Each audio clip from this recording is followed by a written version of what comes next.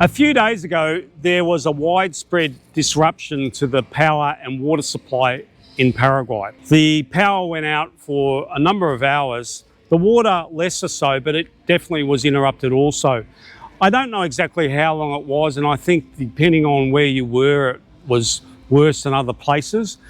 But most definitely, right throughout the country, people reported that they had significant interruption to their services. This has generated a lot of discussion, a lot of criticism about the standard of infrastructure in Paraguay. And I just wanted to wade into this discussion because I think particularly in that foreigner discussion, there's some things that needs to be considered, because it's not as simple as just pointing a finger and complaining. There's more to this issue than I think meets the eye. We pay a fraction of the price for power and water in this country than what you would in, say, the Commonwealth Gulag or most other parts of the world. It's really laughable, probably not so laughable depending on where you are. You'd probably more like cry if you saw what we're paying for power and water. Suffice to say, we get a very keen deal when it comes to the power and water. Likewise, the standard and the consistency. I've lived in Paraguay for over 2 years, had the occasional power interruption, but nothing significant, nothing that has really caused any real problems. The occasional disruption maybe before or during a storm, but nothing that has lasted for significant periods of time. So apart from this particular instance, I don't think that there's really much case to be made to say that Paraguay has an abysmal supply of power. So too water. We haven't had any real significant interruptions of water either, apart from this one. Whose responsibility is it to plug the gap, to make sure that we are adequately prepared for the next interruption? There were a lot of people saying the government really needs to lift their game and there needs to be more infrastructure put in place and more money spent and yada, yada, yada. Well, we know how that story ends. But I would say that as people moving to a place like Paraguay, it's up to us to take care of our emergency infrastructure. Take our house, for example. We're still setting up our arrangements, but we will have in place at least 1 or 2 tanks, maybe 1,000 litres worth of water. We'll put some rain tanks in sometime in the future. We're also going to drive a well. So we will have one of the most secure water supplies anywhere in the world. The water supply to our door is already really good and consistent, but if it goes out, we'll have several other alternate means of accessing water. If the power goes out, well, we may end up getting a generator or put on some panels, but you're not going to freeze in Paraguay. Yeah, your air conditioner will be disrupted, and it has been really hot here, so I get that. But unless you're old or frail, you know, an interruption to your air conditioning isn't going to kill you. Go out and squirt yourself with the hose or go to the park. A lot of people in Paraguay sit out in their garden of an evening and just enjoy the cool breeze rather than sitting in their air conditioning. There's no reason to panic just because the power's gone out for a few hours. But there's a lot of people who live in the capital. A lot of foreigners have moved to Asuncion and they're living in high-rise apartments. Why is there ever a high-rise building in a capital that has predominantly foreigners that doesn't have an emergency backup supply of electricity and water? It would be a no-brainer, wouldn't it, that it should have an alternate means of generating electricity and its own water supply. Whose responsibility should that be?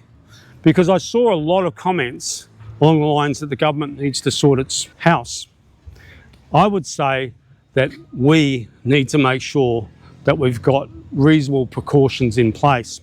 And something like a backup power supply and an alternate supply of water in an apartment complex, come on, it's really not that difficult to put in place. And if they're not in place, well, we all live with the choices we make or don't make. Sure, in a lot of cases, people are renting, but you can choose to rent in apartments that have these things in place, or at least drive towards convincing landlords that if they want to get good tenants, they need to put these things in place. Everyone's got to find their own way through this. But this is a reason why, amongst others, we say that renting is not really a viable long-term option for us, because we like to have our own property and set it up, and having reasonable precautions in place for things like this are part of the features and benefits of owning your own place. I see a lot of discussion about apartment buildings and developments, a lot of talk about the return on investment and the projected growth and how much these apartments will be worth in the next few years and sorts of financial considerations. But I've never seen a discussion about an apartment complex that's been talking about its infrastructure, its vital infrastructure, its ability to provide vital infrastructure in the event that there is an emergency or a disruption to their power or water. Maybe these are things that we need to generate, discussions that we need to have. And if these things aren't in place, well, we need to be pointing the finger at whoever is responsible for getting them in place. And out of all the different parties involved, I would think that the government is probably the last one that we should be looking at. We should be looking at the landlord, or if we own the apartment, we should be getting together with the other landlords, tenants, whoever, and coming up with a plan and sorting our own affairs out. Because the one thing we do know is if we ask Big Bro to come along and fix this for us, my goodness, if we got problems in Paraguay and we've moved here and we've got the provision to do so, I reckon we should sort out our own problems where we can and enjoy the freedoms that come from a country where the vital infrastructure is provided, but the nanny state isn't insisting that we need the best water and power that many people can't afford.